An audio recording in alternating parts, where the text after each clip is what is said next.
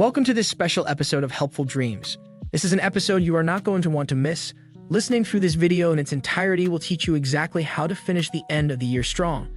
It will prepare you to absolutely kill it in the year to come and provide the blueprint to unfathomable success in your life.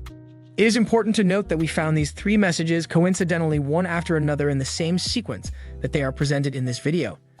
This is a message you were meant to hear, brought to you by the unseen forces of the universe, put together in order to be understood and utilized for your benefit. Today's message features teachings from great mentors including Mylett, Tracy, and Rohn. We hope you watch until the end of the video so you do not miss the message in its complete form. Kick back, relax, and enjoy. Right now is a time of year where you can really separate yourself.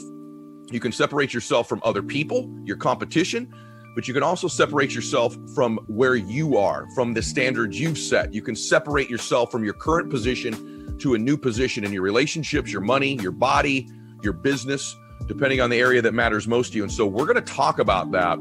You know, it's difficult when you're competing, if you're an entrepreneur or if you're an athlete, if somebody's ahead of you, it's difficult to catch them when they're at full speed. It just is. It's difficult. They're in front of you, they're running full speed and you're chasing them down. It's difficult to catch at those times. But where you do catch people is during what I call separation seasons. And these are the seasons where some people begin to flinch. They get weak. They take time off. They relax. They get casual about their routine. Maybe they're not as sure about their standards as they once were. And when they do that, they flinch. Bam, you blow their doors off because you keep pushing and separate yourself during that time. You can separate from all kinds of different things. And again, I want to remind you, this isn't just about competing against other people. It's separating yourself from where you currently are, which is what all of you want to do. It's called growing. Growing is separating yourself from your current condition to the next level, whether that's mentally, emotionally, financially, as I've said. And so, but from an entrepreneur standpoint, from a business standpoint, from a family standpoint, nutrition, diet, we're entering the ultimate separation season, which is this window of time in the holidays. It kind of started around Thanksgiving, but it really begins to accelerate about the second, third week of December when everybody starts taking time off. They start cooling it. They don't show up to work like they did if they're an entrepreneur. They're not really hustling. They start making all these excuses in their mind. Well, clients don't want to meet with me during the holidays, so I'm going to take a bunch of time off. Or everybody eats bad this time of year, so that's when I'm going to eat bad. Or everyone spends money during the holidays that they don't have. I'm going to do the same thing. And that's when they get weak. They flinch. And if you can get even more disciplined, more focused, you can begin to lap people that are in front of you. You know, here I am nearly 50 years old, and I can tell you, I've worked hard all my career, all my life in different areas, but I really get excited during separation seasons. And I'm like, this is when they're at half speed. I'm at full speed. I can lap them. If I'm in front of people, I can lap them 2 or 3 or 4 times. And it's also where I've separated myself from the former me. You know, we're coming down to the end of the year. There's just so many days left when you're hearing this at the end of the year. And it's a chance right now to lean in at the finish line in so many areas. But what do most people do? If it was full speed sprint all year, this is when they start to jog and slow down. And, you know, I should eat that extra piece of cake. I should do this. And they get off their game. Here are the 7 steps to goal setting. First of all, decide exactly what you want. Now, the rule is that you need 3 types of goals. All right. You need business and career goals because we have to make a living and pay the bills. Also, you need personal and family goals because these are the most important things that we do. And number 3 is you need self-improvement goals. Whatever got you to where you are today is not enough to get you any further. You can't get any further in life today with your current level of knowledge and skill.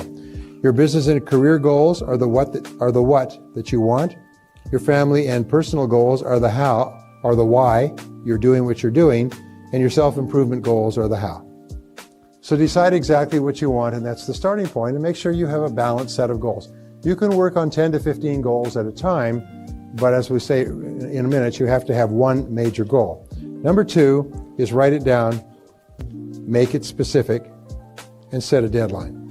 Having a goal without a deadline is like sewing without a knot in the end of the thread. Your life just goes around in circles. So you have to decide exactly what you want. You have to write it down clearly and set a deadline. I always, when I write my goals, I write buy. I achieve such and such, buy. I sell such and such, buy. I accumulate so much money, buy. I weigh so and so many pounds, buy. So that what that does, it tells your subconscious and your superconscious mind that there's a use by date on your goal, that there's a time frame, And psychologists say that a programmed date acts like a forcing system.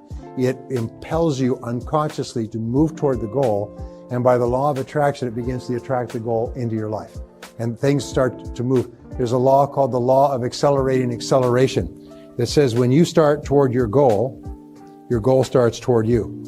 And it starts to move toward you at a rapid rate. And the faster you move toward your goal, the faster the goal moves toward you. And that's why very often you'll achieve your goal and you find out that a whole bunch of other things have been going on that made it possible.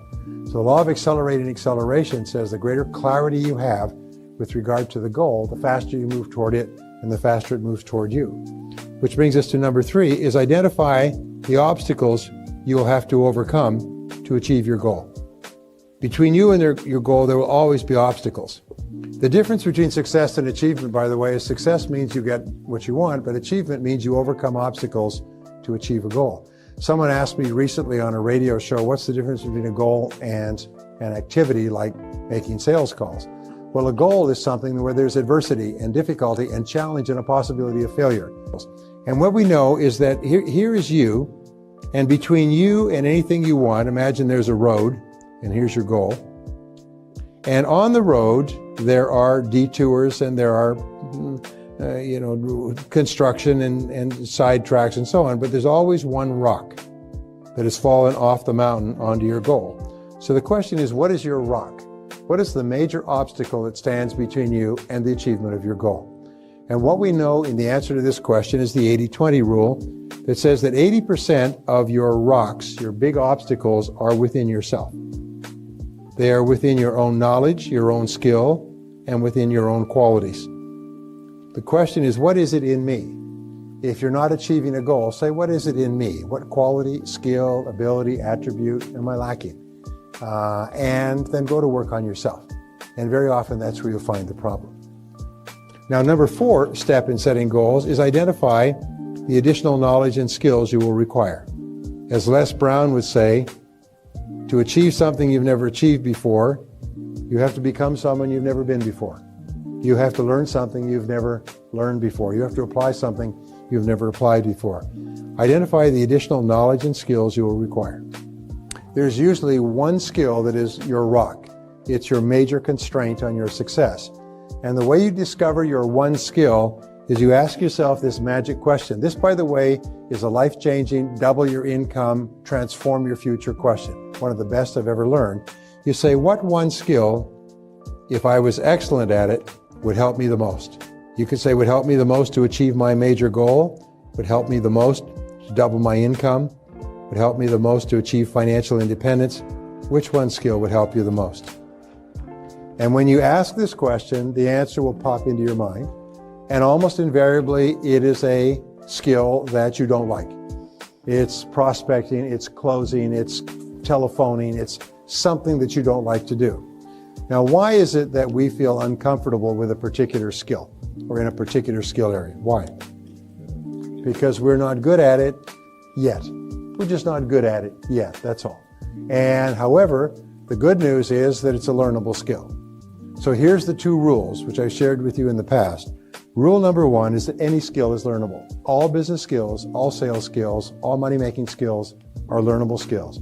Everyone who has them today at one time did not have them at all and learned them.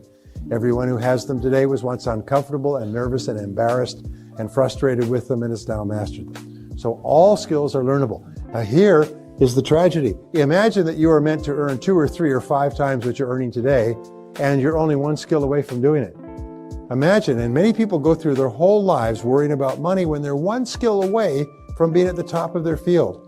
If they were too lazy or too afraid because of learned helplessness, I can't do that, or the comfort zone, oh, I'm doing all right. And because of those 2, they never learned the skill necessary to blast them to the top. When you start to win, when you start to get incredible results in life because of your new skills, the difference is phenomenal. And if it takes you a week, a month, a year to learn the skill, the payoff is so great you forget instantly all the work of learning the skill. Number 5, identify the people whose help and cooperation you will require. You'll need the help and cooperation of your family if you're going to accomplish big goals. You'll need the help and cooperation of your boss. You'll need the help and cooperation of your customers and your bankers and your friends. but identify the people who's helped you and then ask yourself this question, what's in it for them? W-I-I-F, them. And always start off by saying, what will I give them in order to get their support and cooperation? The average person who accomplishes very little always thinks in terms of how they can get something out of someone else. The top person thinks how they can give something to someone else to get them to want to help them. So always go with the reasons why it's to somebody else's advantage to help you. And it's amazing how much people will support you if there's a reason for them. Interesting, there's an enormous amount of talk, which I think consider pablum talk, about how you always have to keep your life in balance all the time. Well, it's simply not true, because there are times in your life where you're going to have to work your head off in order to break out of the pack. Like the beginning of a marathon, with all those runners, you're going to have to run faster to get ahead. And so you're going to have to go to what is called a deliberate extreme. A deliberate extreme is where you're going to have to work far more days and hours than is normal in order for you to get a new business started, a new career started, a new product or service launched, or something else. If you're going to have to go through a deliberate extreme, then sit down with your spouse, your kids, and so on, and tell them, this is what I'm going to have to do in order to take full advantage of this opportunity. But if you'll bear with me, I'll make it up to you. We find one of the primary reasons for negative emotions is frustrated expectations. In life, if what you will do is you will explain to people what's going on before they become angry and upset, if you will then tell them so that their expectations are consistent with reality, you'll eliminate most of your problems. Number 6 is make a plan. Plans are very simple, because what you do is you just make a list. You start off with a list of everything you'll have to do. You already identified it. You know what the goal is. You've broken the goal down into sub-deadlines. You've identified the knowledge you'll require, the obstacles you'll have to overcome, the people whose cooperation you'll require. Make a list of everything you'll have to do, and then organize the list, first of all, by sequence, which means what comes first. What do you have to do before you do something else? And then second of all, by priority, which is what is more important and what is less important. And once you have a list organized by sequence and priority, you have a plan. Now you have the two great requirements for winning. You have a goal and a plan. So here's the exercise, and this is your homework exercise. Take a clean piece of paper when you get home, and this is the only test. This is a take-home test. This is a test to see how badly you really want to make next year a fabulous year. And so at the top of this page, write the word goals. Some of you have seen this before. I need to teach it to everybody. And you're going to write down 10 goals. And these goals, you can write more than 10 if you like, but you must write a minimum of 10. These goals are 1-year goals, approximately. These are goals that you want to accomplish this year. Health, income, car, travel, fitness, and so on. You write them in the present tense as though a year has passed and you are reporting they've already been achieved. I drive such and such a car. I live in such and such a house. I weigh certain many pounds. I take such and such a vacation. I write down, one of my goals is spend time with my family.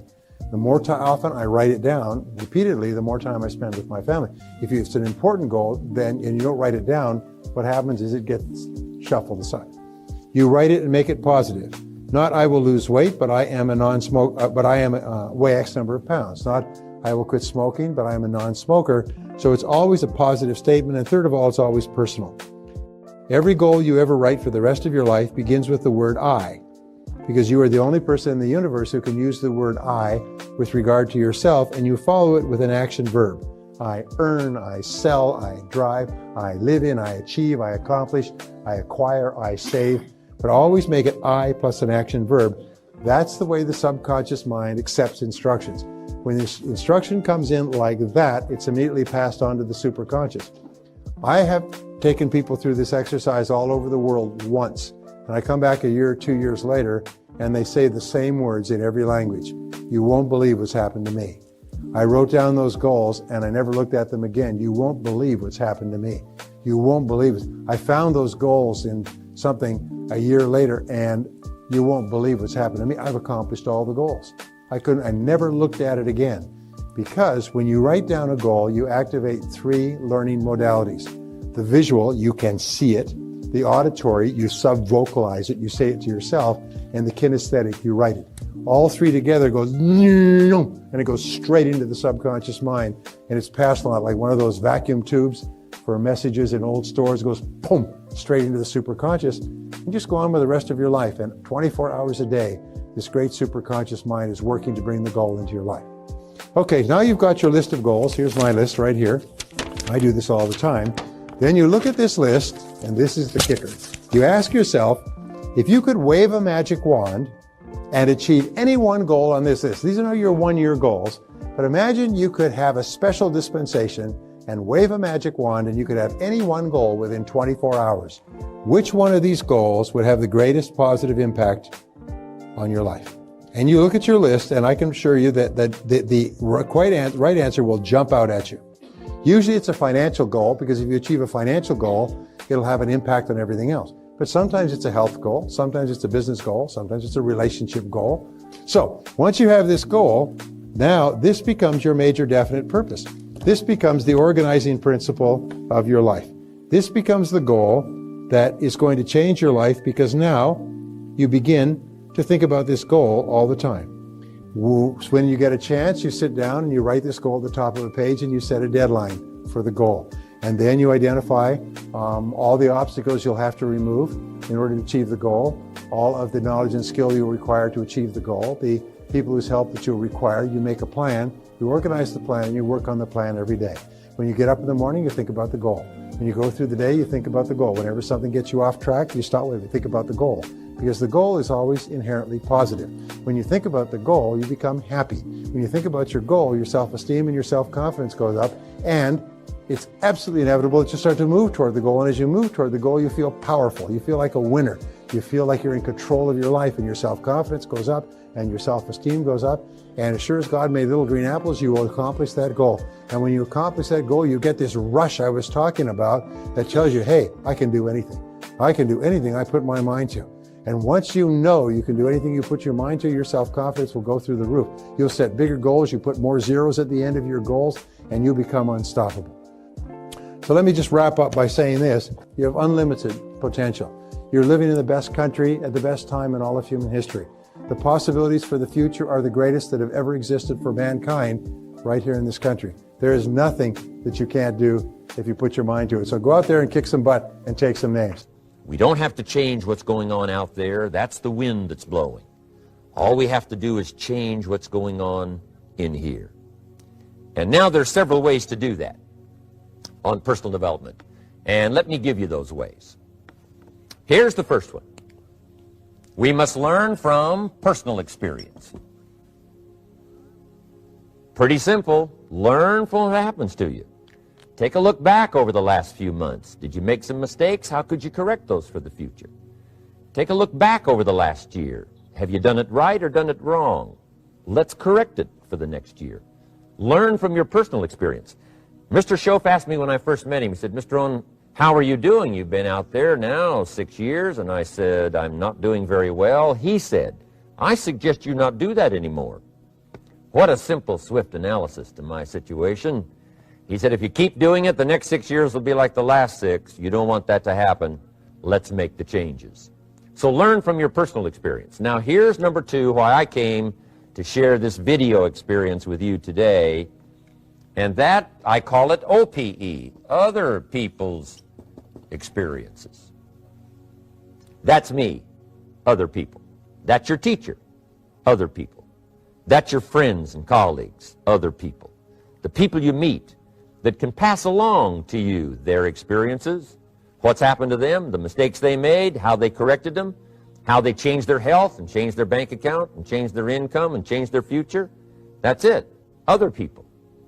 Now, there's 2 kinds of people to learn from. One is failures. It's too bad failures don't give seminars, right? That would be valuable. Bring your notebook. Have them tell you how they lost it all and threw it all away, threw their health away and threw their friendships away and things didn't work out well. That would be valuable. But now then we must also learn from positive, people that have done well. They've got the health, and so we ask them, how did you become so healthy? They've got the skills, so we ask them, how did you become this skillful? They've got the income, so we ask them, how did you get here in such a short period of time? So now here's what's important in personal development. In learning from other people, we learn, number 1, by observation. We learn what we see. We watch people that are successful in what they do. In sports, we watch their disciplines. In business, we watch their disciplines. By observation, what we can see. The reason I created this video is something that you could see someone's experiences translated for you. Second, we learn by what we hear. I've got some of my lectures on cassette tapes, so you can take them with you wherever you go and learn by listening. Turn your car into a mobile classroom and listen. And then listen to the sermon on Sunday morning. Listen to the lectures. Listen to the teacher. Listen to someone who's got something good to say. And then number 3 is vitally important on personal development, and that is read all the books you can possibly read in your lifetime. Mr. Schoaf got me started on my library. I've got one of the better libraries. Haven't read everything in it, but I feel smarter just walking in it, my library. At least I was smart enough to buy it. Now I got to be smart enough to read it. And then, of course, I got to be smart enough to decide what's valuable and then do it. But this one is very important. Become a good reader. Some books that helped change my life. Mr. Schoaf recommended, of course, the Bible. And my parents made sure I was a pretty good scholar by the time I was 18. That's been so beneficial for me, drawing from those illustrations, reading about those stories, people who made it and people who didn't make it, and what the difference was. And then other books that helped to really change my life. One called Think and Grow Rich by Napoleon Hill. And then a book that helped me become financially independent by the time I was 31. And that book is called The Richest Man in Babylon by George Clason. And I'm going to share a little bit of that book with you when I get to financial independence today, our third subject. But I started reading the books, attending the classes, making sure that I got in front of people that had something good to say. And then I started keeping a journal. One of the major things my teacher taught me was to keep a journal. He said, don't trust your memory. If you hear something good, just make a little note and write it down. Now, at first I took, notes on pieces of paper and torn off corners and backs of old envelopes. And it didn't serve me well, thrown in a drawer. Then I learned to keep a journal, a bound copy of all my notes. So I would suggest you do the same. Things that impress you, a poem that impresses you. When you attend a class, some of the ideas that impressed you, jot them down. You read something in a magazine, right? Some ideas. Take those out, put them in your journal. Keep a good journal the rest of your life. This will serve you well. My journals make up a significant portion of my own library. And if you saw my library and saw my journals, I tell you what you'd have to say. This is the library, and these are the journals of a very serious student. No wonder Mr. Rohn is invited to lecture and speak on his experiences around the world. So I want the same thing to happen to you. Value captured that you can resort to later, go back over it and review it, and let it become valuable to you. So that's my first subject, personal development. Work harder on yourself than you do on your job. Develop the skills. Learn the lessons. Take the classes. Absorb all that is being taught to you these days. And then later on, of course, you can sort it out, what's valuable to you and how to refine it for your business and for your life and for your future. But the main thing is to get it and start this process of personal change, personal development. And let me say it one more time. If you will change, everything will change for you. You'll never be the same. You'll keep growing. As you look back on a few months, look back on a few years, you won't believe the progress you can make economically, your relationship with your family, your friends, and whether you're in sports or economics or whatever. I'm telling you, that whole process of committing yourself for personal change, personal value, can really make your life unique and worthwhile. Subscribe to the Helpful Dreams channel for more thought-provoking content, and we will see you in the next one.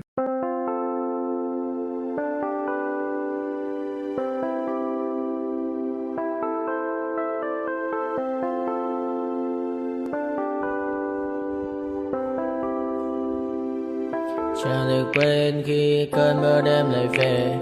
Em đã quên lời thề và ta như đông chìm sâu. Không còn mới em anh nhận màu. Em chỉ cần mơ đâu em bay. Chỉ còn là những cơn mơ mơ vô ra cho bên mơ em không mơ hay nhẹ anh một đêm mơ chỉ cần bên em không được cần nhớ và chỉ có em không muốn nhớ và người ta bên nhau như ngã tớ yeah. Muốn nhớ về say em chỉ có mấy em ở đây và anh như muốn chết đi nhưng không muốn em mãi mãi tình yêu làm cho ta đau đầu không em như làm hâm mộ yeah. Anh như đeo mong cầu và mưa bên em ngủ sầu yeah.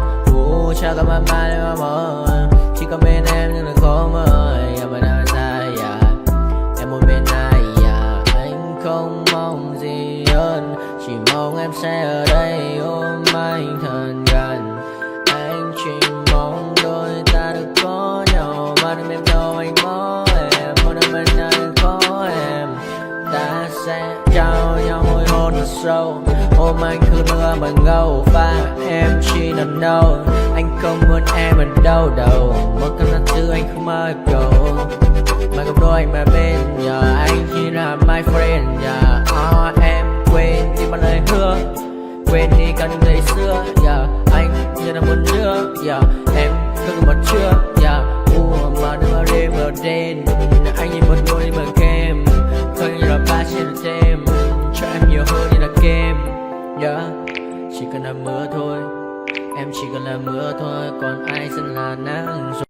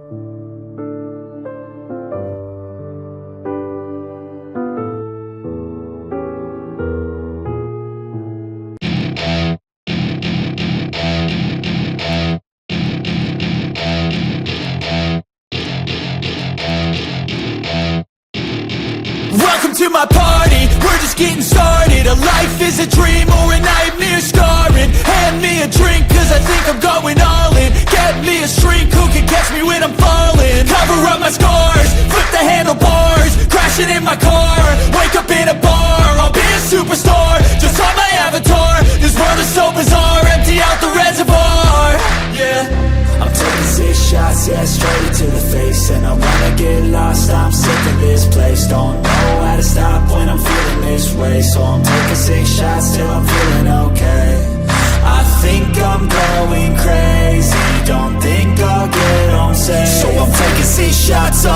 to the face. I'm taking 6 shots, are you coming with me? I'm taking 6 shots, yeah, straight to the face. And I wanna get lost, I'm sick of this place. Don't know how to stop when I'm feeling this way. So I'm taking 6 shots till I'm feeling okay. I think I'm going crazy, don't think I'll get on stage. So I'm taking 6 shots, all straight to the face. I'm taking 6 shots, are you coming with me? Sometimes you need to let loose, grab juice, get goose, tattoos, taboos, get screwed. Loosen up, buttercup, all those hate comments will never make you feel enough. We're all adequate graduates, hearts full of calluses, but we know calculus. Damn, ain't that fabulous? Can't wait to apply all those mathematicus. But we can't get a job that pays us enough. I'm about to pop off. Fuck you, you're lost. We all know that we never really want a boss. So I'ma do what I want to, something I can't undo. Yeah, I'ma do what I want to, something I can't undo. I'm taking 6 shots, yeah, straight to the face. And I wanna get lost, I'm sick of this place. Don't know how to stop when I'm feeling this way. So I'm taking 6 shots till I'm feeling okay. I think I'm going crazy, don't think I'll get home safe. So I'm taking 6 shots, all straight to the face. I'm taking 6 shots, are you coming with me? I'm taking 6 shots, yeah, straight to the face. And I wanna get lost, I'm sick of this place. Don't know how to stop when I'm feeling this way. So I'm taking 6 shots till I'm feeling okay.